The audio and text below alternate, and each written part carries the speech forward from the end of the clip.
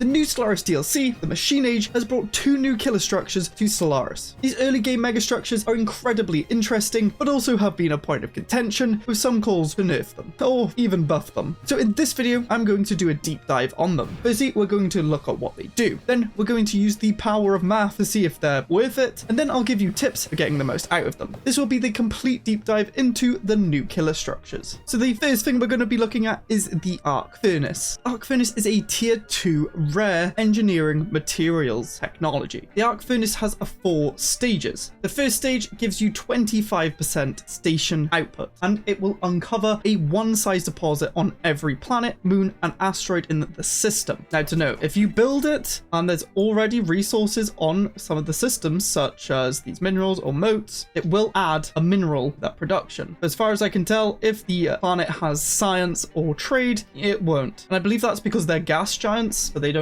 count as a planet, moon, or asteroid. This will have 20 energy upkeep. It will take 1 year to build and will cost you 500 unity and 500 alloys. We'll be getting on to the tips and tricks of where to build them, the maths and everything in a bit once we look at all of the upgrades. So stage 2 will take 1000 unity, 1000 alloys, and 3 years to build, but will give us size 2 deposits and plus 50% mining station output. This system modifier for all stages does apply to the +2 size. So these +2 sizes have become +3 because 2 plus 50% is free, and will have a 40 energy upkeep. Stage 3 will cost you 2000 unity, 1500 alloys, and will take 3 years, but will uncover size 3 minerals and 1 alloy, while giving 75% more mining station output, and will give you a monthly upkeep of 80 energy, which is not so cheap. And going to stage 4 will cost you 4000 unity, 2000 alloys, and will take 3 years, but will uncover a size 2 alloy deposit. The minerals will stay the same, but you get 100% mining station output. The upkeep will be 100 energy. So in total, if we're fully upgrading, start to finish, it will take us 10 years, 7500 unity, and 5000 alloys. So just doing this purely for the alloys may not be worth it, as it costs quite a hefty amount. Now, everyone is limited to 3 arc furnaces, but this goes up to 5 once you have mega engineering. You cannot destroy furnaces, so if you build one, you're stuck with it.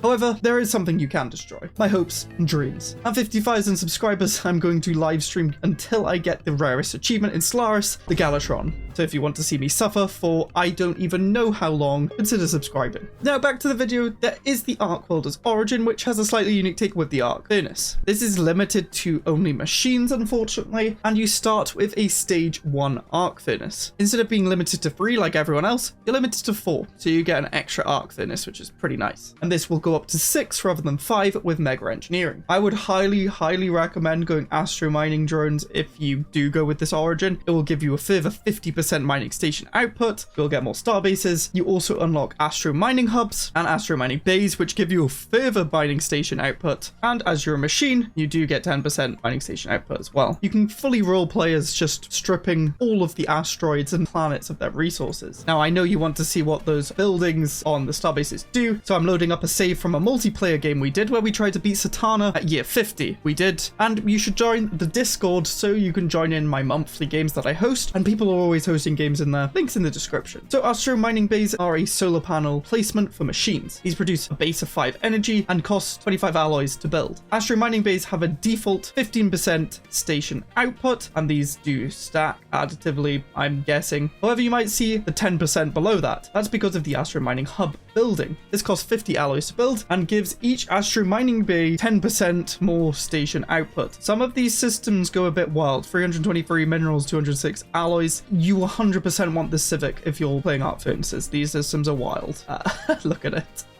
Okay, enough rambling. Is it worth it? You've seen me min-max it, and it looks worth it there, but for a normal Empire who would just unlock it through research, does it matter? Well, it has to be built in a good system, but what does that even mean? It's math in time. So on the internal market, 1 mineral is 1.3 energy. Base arc furnace will give us 1 deposit and 25% more, so 1.25 minerals, which is about 1.625 energy. Stage 1 has 20 upkeep, so we need the bare minimum systems to produce minerals that are more valuable than the 20 energy upkeep. This is about 12 systems. As you can see here, there was only 1, 2, 3, 4. Not good system. However, over here, we have 16 systems, meaning this is pretty good. At stage 1, we're going to get more minerals than it would cost us on the internal market. However, you can only buy 42 minerals per month before inflation starts to kick in, meaning minerals will cost more and more per mineral. So if you're already buying maximum amount of minerals and you need more minerals, it might be worth spending the alloys to build Arc Furnace because you need more minerals. Or it might be worth shifting off mineral jobs. We could work more researcher jobs. It all depends on context. It's usually worth building stuff that doesn't require jobs. That is the main thing the Arc Furnace has the benefit over planets. I'm not going to go over the maths. I'll put it in the description. If I haven't, remind me in the comments as I have it all written out. But at stage 2, you only need 10 systems to be valuable. At stage 3, we now have alloys introduced. This actually goes down to only needing 5 systems as alloys are very valuable. You can only buy 10 alloys a month before you start getting inflation. You could also sell to get the energy credits back, and you can only max sell 64 minerals and 16 alloys before deflation kicks in, so you'll start getting less energy. This is all contextual, but this is the best way of kind of centering the value. Stage 4 is 5.5 systems, even though it's 100 upkeep.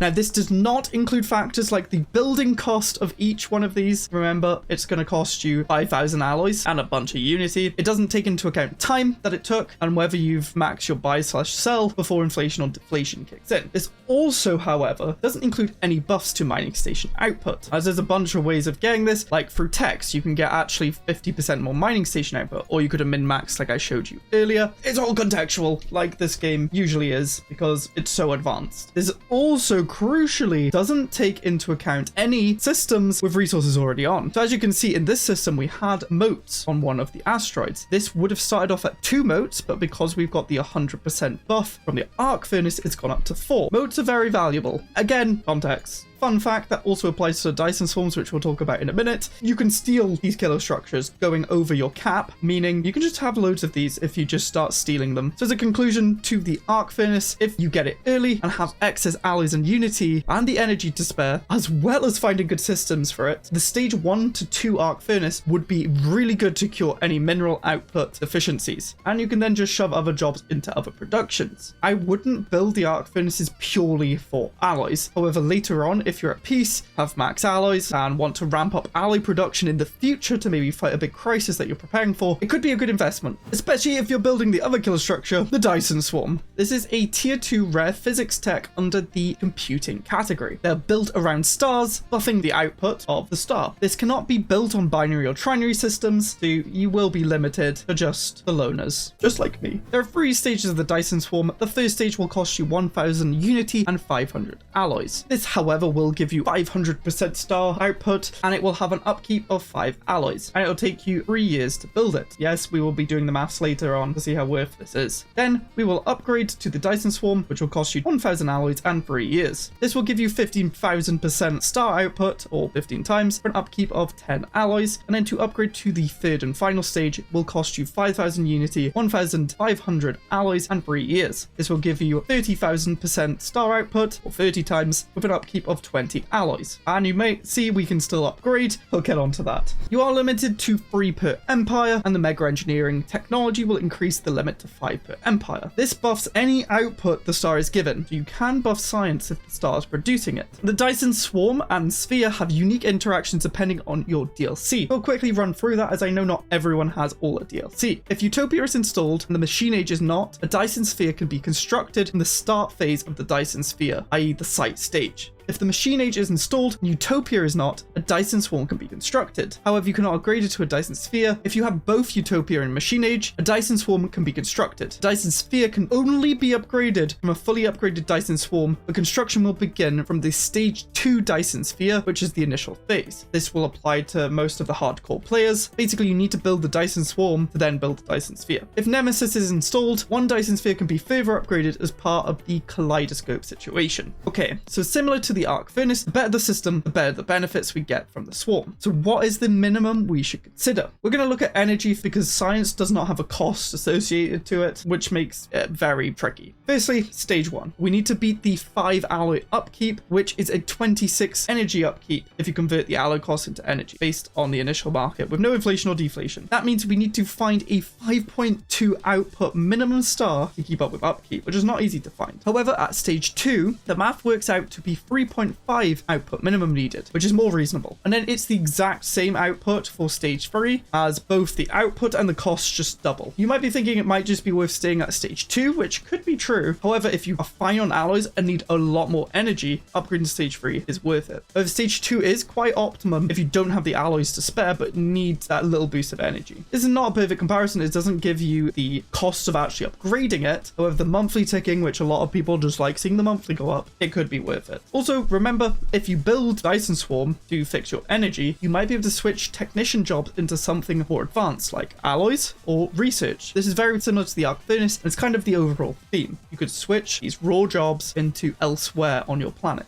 I would say though, do not keep it at stage 1. The value for money is just not worth it. If you're going to build a Dyson Swarm, go into it thinking that you'll upgrade it straight away to stage 2, as finding a 5.2 output minimum to upkeep it is very hard. Now, in terms of science, this just depends on how much you value your science. You're essentially just trading Unity and alloy upkeep for science, so entirely up to your economy. If you want more science, build it. So, should you build it? It highly depends on your context. If you have lots of alloys and a star with 4 or more energy output, then I think you definitely should, especially if you're going to upgrade it straight away to tier 2. If you're struggling for alloys but you found a really big star, it might be worth fixing the alloy issue first, then build it. Dyson Swarm gives your economy a lot of options, which I really like. It's a good way of shifting your planets into maybe more alloys or tech, then you can use the Swarm to fix your energy production. In conclusion, specializing worlds will always be better than these kilostructures, as they are taking another key resource into account, FOBs. However, these kilostructures are a great way of subsidizing your economy and adding more importance to systems in the game. You might care about a large system with many bodies, or just a big old sun. It also adds more to do in the mid-game, and gives you more choices, which is very healthy for the game. Overall, they're a great addition to the game, which requires thought to whether you should invest in building them. I don't think they should be changed, but let me know in the comments if you think they should be buffed, nerfed, or if they're in a great place.